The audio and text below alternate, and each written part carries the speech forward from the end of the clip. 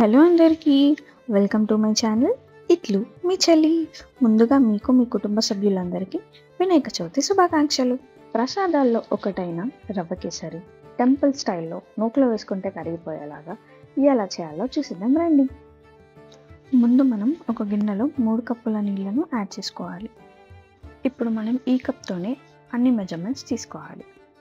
Colour వేసుకోవడం పూర్తిగా optional అండి. నేను ఇక్కడ చూడ్డానికి బాగుంటుందని చిటికెడు లెమన్ ఎల్లో కలర్ని వేసుకున్నాను. ఇప్పుడు నీళ్ళు ఒక మరుగు వచ్చిన తర్వాత పక్కకు పెట్టుకోండి. ఇప్పుడు ఒక మందపాటి గిన్నెలో కొంచెం నెయ్యి వేసుకొని మీకు నచ్చిన డ్రై ఫ్రూట్స్ని వేసుకొని వేయించుకోవచ్చు.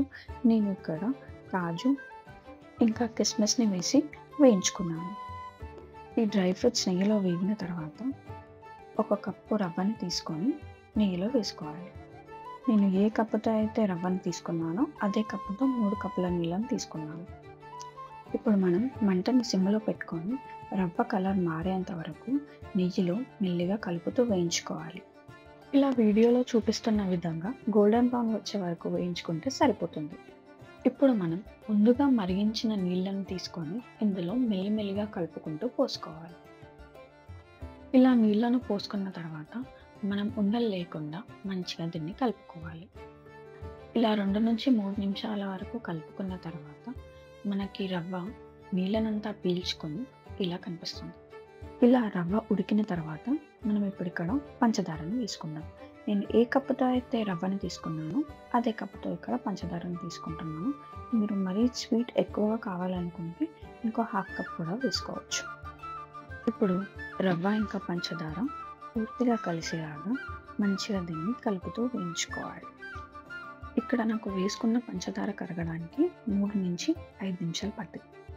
ఇప్పుడు మనం రవ్వ కేసరి వెన్నలా కరిగిపోవడానికి ఇందులో ఇంకొంచెం నెయ్యిని వేసుకుంటున్నాం. ఇప్పుడు మనం ఒకసారి బాగా కలుపుకున్న తర్వాత రవ్వ కేసరి ఎప్పుడు చేసిన మృదువుగా ఉండడానికి ఇప్పుడు ఇక్కడ ఒక టిప్. ఇక్కడ నేను ఇంట్లో వాడుకునే సన్ఫ్లవర్ ఆయిల్ అంటే అన్ఫ్లేవర్డ్ ఆయిల్ని వేసుకోవాలి. ఇక్కడ నేను 40 grams ఆఫ్ సన్ఫ్లవర్ ఆయిల్ని వేసుకున్నాను. ఇలా వేసుకోవడం వల్ల మనం రవ్వ కేసరి ఎప్పుడు చేసినా సాయంత్రం వరకు మృదువుగా ఉంటుంది. ఇప్పుడు ఒక 2 minutes వేయించుకున్న తర్వాత ఫ్లేవర్ కోసం ఇక్కడ కొంచెం ఇలాచీ పౌడర్ని వేసుకోవాలి. అంతే అండి, నోట్లో వేసుకుంటే వెన్నలా కరిగిపోయి మన రవ్వ కేసరి రెడీ. మరింకెందుకు లేటు, మీరు కూడా వినాయక చవితికి రవ్వ కేసరి ఇంట్లోనే చేసుకొని ఆ వినాయకుడి ఆశీర్వాదం పొందాలని కోరుకుంటున్నాను. మీకు ఈ రెసిపీ నచ్చితే వీడియోని లైక్ చేసి మీ ఫ్రెండ్స్ అండ్ రిలేటివ్స్కి కూడా షేర్ చేయండి. అలాగే నేను పోస్ట్ చేసే మంచి మంచి రెసిపీస్ చూడడానికి వెంటనే మా ఛానల్ని సబ్స్క్రైబ్ చేసుకోండి. Thank you for watching.